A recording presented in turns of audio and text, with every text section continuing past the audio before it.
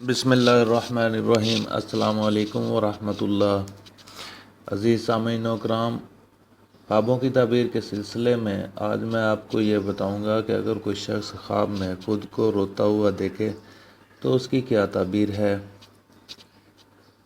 اگر کوئی شخص خواب میں دیکھے کہ اس کے چہرے پر رونے کے نشان پڑ گئے ہیں تو دلیل ہے کہ اس کو نیک کام کے باعث لوگ تانے ماریں گے۔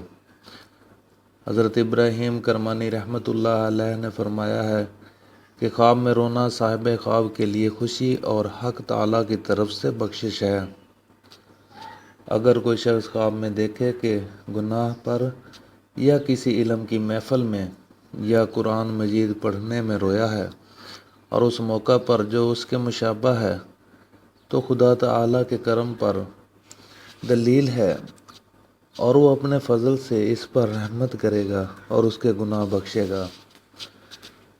اور اگر کوئی شخص دیکھے کہ رویا ہے اور آنسو اس کی آنکھوں سے نہیں نکلے ہیں، دلیل ہے کہ گزشتہ کام کے نہ کرنے سے افسوس کرے گا اور توبہ کرے گا۔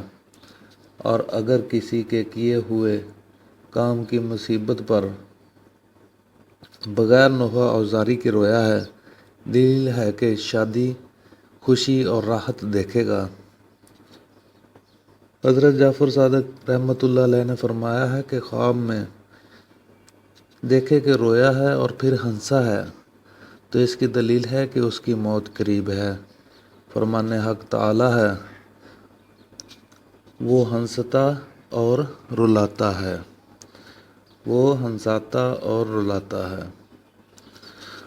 عزیزان اکرام، ہمارے اس معلومات کو اپنے دوستوں کے ساتھ شیئر کیجیے، لائک کیجیے اور مزید اپڈیٹس کے لیے ہمارے چینل کو سبسکرائب کیجیے۔ السلام علیکم ورحمۃ اللہ۔